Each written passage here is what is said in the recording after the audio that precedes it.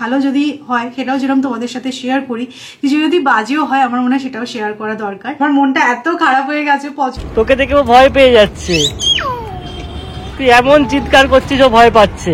ওরা ওরকম চপ বললেও আটে, কিন্তু এই চপ সেই চপ নয়। Good morning SS family, welcome back to the channel. আজকে অনেকদিন পর একটু নিচে হাঁটতে গেছিলাম। মাঝে তোমাদের বলছিলাম না যে যা ঠান্ডা পড়েছে এখন আর হাঁটতে যেতে ইচ্ছাই করে না, বাট এখন তো আর অতটাও ঠান্ডা নেই, তো গিয়ে বেশ ভালোই লাগলো।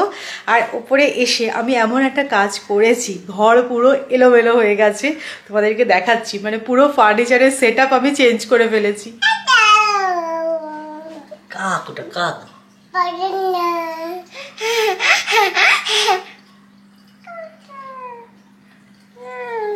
তো এই যে চেঞ্জটা করেছে এটা কিন্তু পুরোপুরি তোজোর কথা মাথায় রেখে। তোজো বড় হচ্ছে, ওর একটুখানি জায়গা লাগবে যেখানে কিনা একটুখানি খেলতে পারবে। তো ওর প্লে এরিয়ার জন্য দেখো আমি এই স্পেসটা পুরো ছেড়ে দিয়েছি। এখানে যে আমাদের ডাইনিং টেবিলটা থাকতো সেটাকে শিফট করে এখন আমি এখানে রেখেছি। তো এটার আরো একটা রিজন আছে, সেটা হচ্ছে আমরা না খেতে খেতে টিভি দেখতে পছন্দ করি, তোমরাও সেটা জানো। আর সেই কারণে কি হয়, যেহেতু ডাইনিং টেবিলে বসে টিভি দেখা যেত না, আমরা ডাইনিং টেবিলটা ইউজ করতাম না। আমরা সময় সোফায় বসে খেতাম আর সোফাটা 9টা বাজছে। আর আগে কি ছিল, এখানে সেন্টার টেবিলটা থাকতো, তো ওর জন্য সেটাও আমরা সরিয়ে দিয়েছি।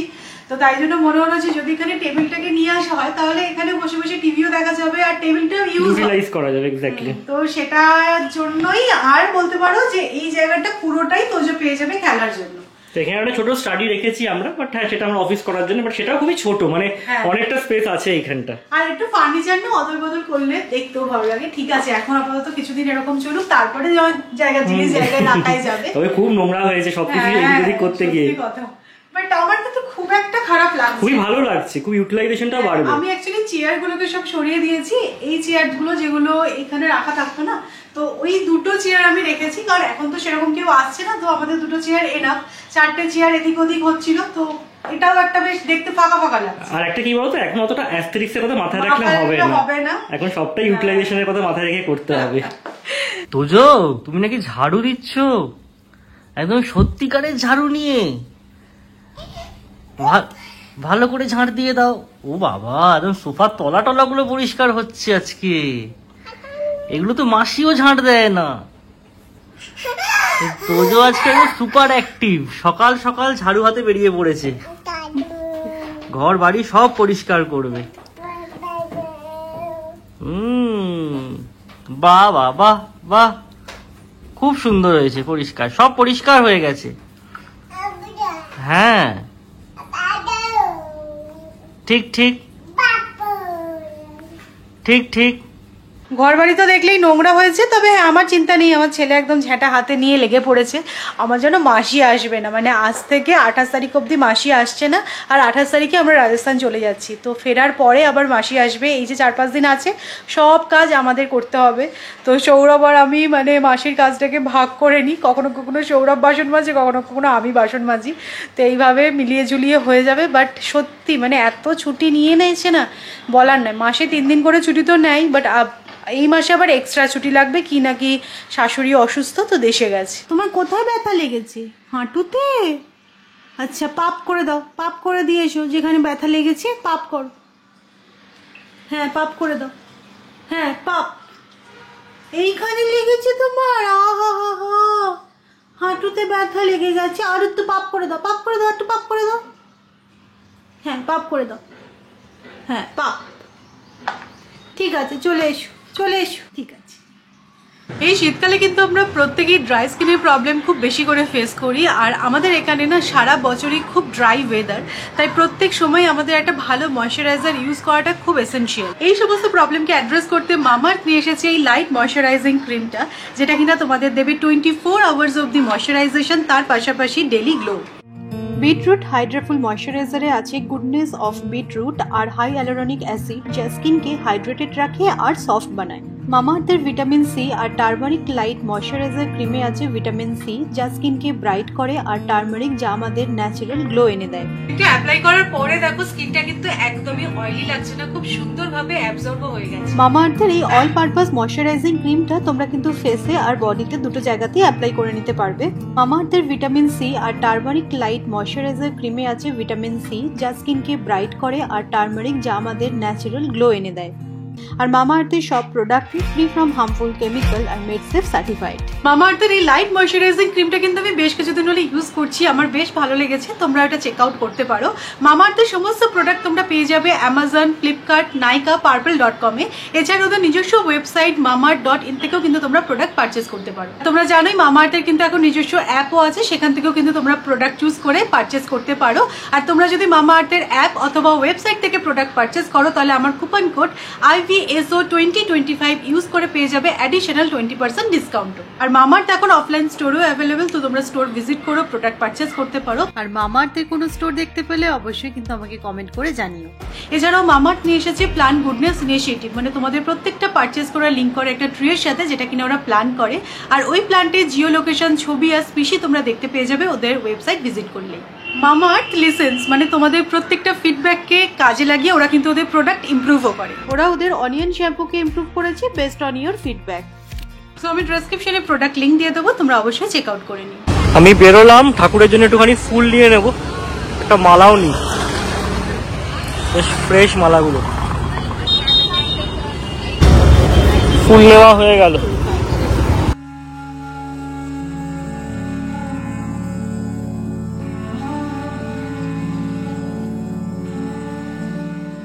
আমার স্নান টান হয়ে গেল, পুজো দিয়ে নিয়েছি। আজকে তোজোকে সৌরভ খাওয়াচ্ছে, কারণ আমার না এখনো অব্দি রান্না হয়নি। তো বানাবো বলতে একটুখানি পোলাও বানানোর প্ল্যান আছে, কেননা গোবিন্দভোগ চালও অনেকটা আছে। আর স্পেশালি কালকে আমি পনিরের একটা আইটেম বানিয়েছিলাম ডিনারে, এত ভালো হয়েছিল না, তো ওটার জন্য পোলাওটা বানাচ্ছি, কারণ পনিরটা দিয়ে পোলাওটা খেতে আরও বেশি ভালো লাগবে। ভেবেছিলাম কাজু বাদাম বাটা দিয়ে যেরকম হয় পনির সেরকমই বানাবো, বাট বানাতে গিয়ে দেখলাম কাজু বাদাম নেই, তখন আর আনাইনি, বাড়িতে যা ছিল তাই দিয়েই বানিয়েছিলাম। চারমগজ, পোস্ত আর সাদা তিল, এত ভালো টেস্ট হয়েছে না কি বলবো, পনির খেয়ে মুখ ছেড়ে গেছে বলতে পারো। তো এই যে গোবিন্দভোগ চালটা আমি সোক করে রেখেছি, পোলাওটা বানিয়ে ফেলি। এটা তো ওয়ান পট হয়ে যাবে, মানে আগে থেকে তো আর ভাতটা বানানোর কোনো ব্যাপার নেই। আর এখানে গাজর, ফুলকপি আর একটু মটরশুঁটি ছাড়িয়ে রেখেছি।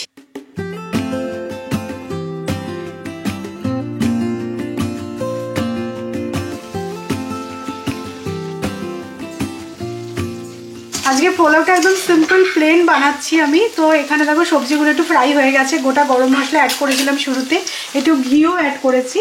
আর চালটা তো আমি সোক করে রেখেছিলাম, এবার দেখো চালটাও অ্যাড করে দেবো। এবার এর মধ্যে স্বাদ মতো নুন আর মিষ্টি অ্যাড করছি। আমি একটু মিষ্টি মিষ্টি বানাবো, কারণ এই গোবিন্দভোগের পোলাও কিন্তু আমরা একটু মিষ্টি খেতেই পছন্দ করি। এই পোলাওটার মধ্যে অল্প একটু জায়ফল গুঁড়ো অ্যাড করছি, খুব ভালো লাগে খেতে। লাস্টলি দিয়ে দিচ্ছি একটু গরম মশলা, দ্যাটস ইট। একটু নাড়াচাড়া করে নিয়েছি। এবার যে কোয়ান্টিটিতে আমি চাল অ্যাড করেছি তার ঠিক ডাবল কোয়ান্টিটিতে জল অ্যাড করে দিলাম। এবার এটা চাপা দিয়ে সেদ্ধ হওয়ার জন্য রেখে দেব। গ্যাসটাকে লো ফ্লেমে রেখে আমি কুক করেছি। দেখো একদম ঝরঝরে পোলাও রেডি। কাল থেকে অ্যাকচুয়ালি ভেবে রেখেছিলাম এই সিম্পল পোলাওটা বানিয়ে নেবো, আর পনিরটা যেহেতু আছে হয়ে যাবে, কারণ আমাদের 3:30টার সময় একটু বেরোতে হবে, একটা অ্যাপয়েন্টমেন্ট আছে। তো এরকমভাবে কিন্তু তোমরা সরস্বতী পুজোর দিনও কিন্তু নিরামিষের পোলাওটা বানাতে পারো। যদিও সরস্বতী পুজোর পেটের মেনু হচ্ছে খিচুড়ি, বাঁধাকপি আর কুলের চাটনি। দারুণ, ওই হরহরে কুলের চাটনিটা কিন্তু ফাটাফাটি লাগে। আমার খুব একটা ভালো লাগে না, সৌরভের নাকি খুব ভালো লাগে। আর এই যে পনিরের আইটেমটার কথা তোমাদেরকে বলছিলাম, ব্যাপক হয়েছিল, ব্যাপক হয়েছিল। এটা গরম করে নিলাম। হ্যাঁ এটা তুই আবু, প্রচন্ড ঝাল।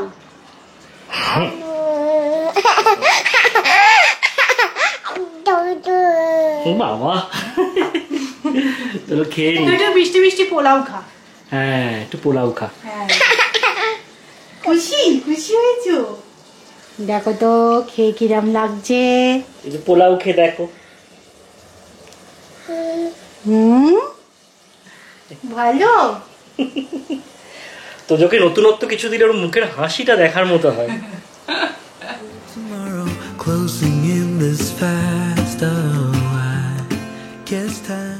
তোকে দেখে ভয় পেয়েও পালিয়ে যাচ্ছে। না না না না না, দেখ তোকে দেখে পালিয়ে গেল। দেখ তোকে দেখে ও ভয় পেয়ে যাচ্ছে। তুই এমন চিৎকার করছিস ও ভয় পাচ্ছে।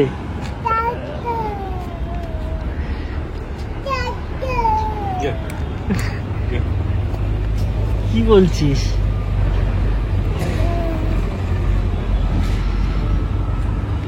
ও ওখানে গিয়ে সিটিয়ে দাঁড়িয়ে আছে, তোজোকে দেখে ভয় পাচ্ছে।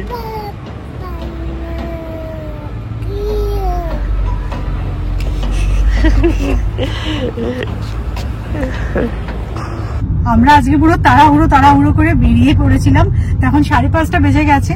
তো তোজো ডগি দেখে যা এক্সাইটেড হয়ে যায়, ওকে কোথাও নিয়ে গেলে আর যদি ডগি দেখতে পেয়ে যায় তাহলেই হয়েছে আর কি। তো চলো এবার বাড়ি ফিরছি। আমার একটুখানি বেরোনোর প্ল্যান ছিল, মানে এখান থেকে ডিরেক্টলি ভেবেছিলাম এই কাজটা সেরে তারপরে বাড়ি ফিরবো, কিন্তু এখন না হবে না, সৌরভের একটা কল আছে, তো তাই জন্য আবার এখন বাড়ি ফিরছি, দেন হয়তো আবার একটু বেরোবো।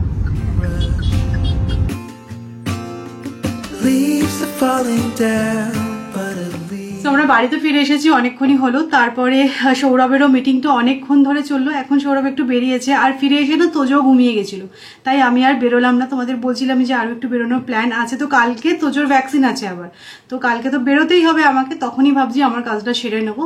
তো যাই হোক, যে কারণে আমি ক্যামেরাটা অন করেছি সেটা হচ্ছে, দেখো কোনো কিছু ভালো যদি হয় সেটাও যেরকম তোমাদের সাথে শেয়ার করি, কিছু যদি বাজেও হয় আমার মনে হয় সেটাও শেয়ার করা দরকার।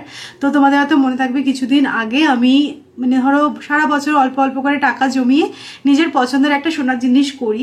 তো এবারে সেনকো থেকে আমি যেটা করিয়েছিলাম সেটা হচ্ছে একটা ব্রেসলেট। তো তোমরাও নিশ্চয়ই নোটিস করেছো, আমি অনেকদিনই হলো এই ব্রেসলেটটা আর পরছি না। তার মেন রিজন হচ্ছে এই যে দেখো ব্রেসলেটটার অবস্থা, বুঝতে পারছো ক্যামেরায় কতটা বোঝা যাচ্ছে আমি জানি না, মানে পুরো না শেপটা চেঞ্জ হয়ে গেছে। আমি ওদের বারবার বলেছিলাম যে আমি এটা ডেলি ইউজ করতে চাই, তো কিরকম কি সোনা লাগবে সেরকম বুঝেই তোমরা এটা বানাও, কারণ এটা আমি অর্ডার দিয়ে বানিয়েছিলাম। তারপরেও এই অবস্থা দেখো, মানে এত আমার মনটা খারাপ হয়ে গেছে। আর যেটা বুঝলাম ডেলি ইউজের জন্য না এই খিলেন সিস্টেমটা মোটে ভালো নয়। এই যে এইটা দেখছো না, এটাও কিন্তু আর ঠিকভাবে আঁটছে না, মানে একটা কিছুতে মানে খোঁচা লাগলো, তারপরে দেখলাম এটাও এরকম লুজ হয়ে গেছে। তো এটাও একটা বাজে, ওরাই কিন্তু আমাকে বললো যে হ্যাঁ কোনো অসুবিধা হবে না। তো দেখো আমরা তো সোনা জিনিস করাই ঠিক আছে, কিন্তু অতটাও তো আইডিয়া নেই যে কতটা সোনায় কতটা মজবুত হবে। তো ওরা আমাকে যেরকম বলেছে, আমার ডিজাইনটা খুব পছন্দ হয়েছিল, সো আমি সেরকমভাবে বানিয়েছিলাম। এত মনটা খারাপ হয়ে গেছে, সেটাও নয় ধরো ছেড়ে দিলাম যে ঠিক আছে এটা গিয়ে আবার ঠিক করে নেবো বা চেঞ্জ করে নেবো। তো কিছুদিন আমি এই রিসলেটটা পরলাম, তো এই দেখো এটাও পড়তে পড়তে এই যে চার্মসটা আছে না সেটাও খুলে গেছে। মানে কি বলবো তোমাদেরকে, আমার এত বিরক্ত লাগছে, আমি যাই কেন হাতে পড়ছি না সবই দেখছি এদিক ওদিক হয়ে যাচ্ছে। তো যাই হোক, জানি না কি হবে। সৌরভ বলছে ঠিক আছে ঘুরে টুরে আসি, তারপরে গিয়ে কিছু চেঞ্জ করো বা এটা দিয়ে আরো কিছু সোনা দিয়ে ভালো কিছু মজবুত টাইপের বানিয়ে নাও। তো তোমাদের থেকে আমি জানতে চাইছি, বলো তো মানে ডেলি ইউজ পড়ার জন্য কি বানানো যায়, এরকম ব্রেসলেট নাকি রিসলেট, কি করলে ভালো হবে? অবশ্যই তোমাদের যদি নলেজ থাকে একটুখানি আমার সাথে শেয়ার করো। আর কত গ্রামের মধ্যে করতে হবে সেটাও হলো। ডেলি ইউজের জন্য আমি একটু ভালো মানে সবসময় পড়ার জন্য যদি দাম দিতে হয় দেবো, সেরকম ভাবেই করার প্ল্যান আছে। বাট আমার ক্রাইটেরিয়া হচ্ছে যেটা মানে ইন্ডিয়ানের সাথেও পরা যাবে আবার ওয়েস্টার্নের সাথেও পরা যাবে, সেই জন্যই স্লিকের মধ্যে আমি এটা বানিয়েছিলাম। আমার মনটা এত খারাপ হয়ে গেছে, পছন্দ মতন দেখো এই জিনিসটা বানিয়েছিলাম, কদিনই বা পড়েছি, 2 মাস হবে ম্যাক্সিমাম, তার মাঝেই এই অবস্থা হয়ে গেছে। তো তোমরা যারা এরকম ডেলি ইউজের বানাবে ভাবছো না, তারা একটু বেশি সোনা দিয়ে বানিও, নয়তো মানে এগুলো পুরো বেকার। আমি যাই করি না কারণ আমার মজুরিটা তো চলে যাবে, তাই না? কি আর করা যাবে, অবশ্যই একটু সাজেশন দিও। সৌমি বলেছিল আমার কলটা হয়ে গেলে পরে আবার বেরোবে, বাট এখন বলছে আর বেরোবে না, বাট আমাকে বেরোতেই হতো কারণ ফিশ ফুডটা শেষ হয়ে গেছে। তো ফিশ ফুড নেবো, অ্যাকোয়ারিয়ামের জন্য একটা ফিল্টার নিয়ে নেবো। এই ফুডটা জেনারেলি ফিশের জন্য নিয়ে থাকি, টেট্রা বিটস। তো এটা একটা নিলাম, একটা ফিল্টার নিলাম, আর একটা হলিডে ব্লকও নিয়ে নিলাম 14 দিনের জন্য। আমরা ঘুরতে যাব, তখন অ্যাকোয়ারিয়ামে এটা রেখে চলে যাব। কিতনা বা ভাইয়া? নিয়ে নিলাম সব কিছু। আমি ভিডিও করছি দেখে দোকানের ছেলেটা আবার জিজ্ঞাসা করছিল ইউটিউব চ্যানেল হ্যাঁ, নাম টাম জিজ্ঞাসা করে আবার চেক করি।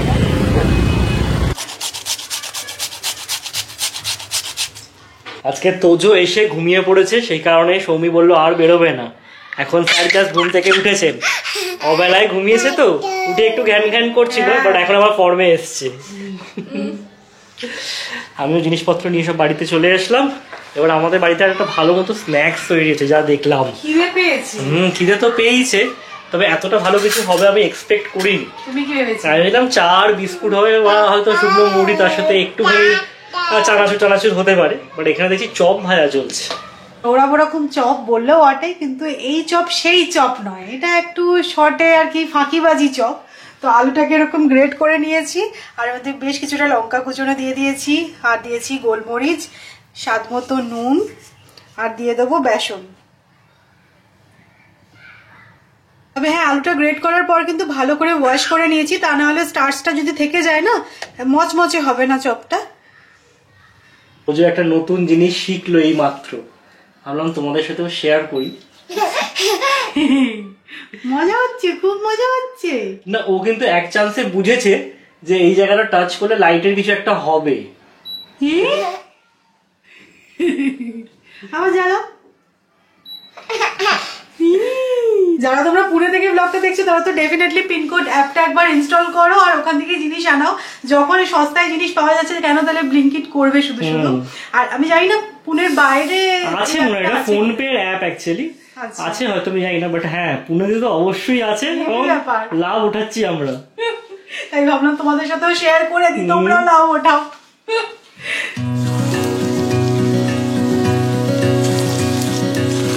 সেটা জাস্ট পকোড়ার মতন ভেজে নিচ্ছি, খেতে না খুব ভালো লাগে, চা দিয়ে কুরকুরে টাইপের হয়।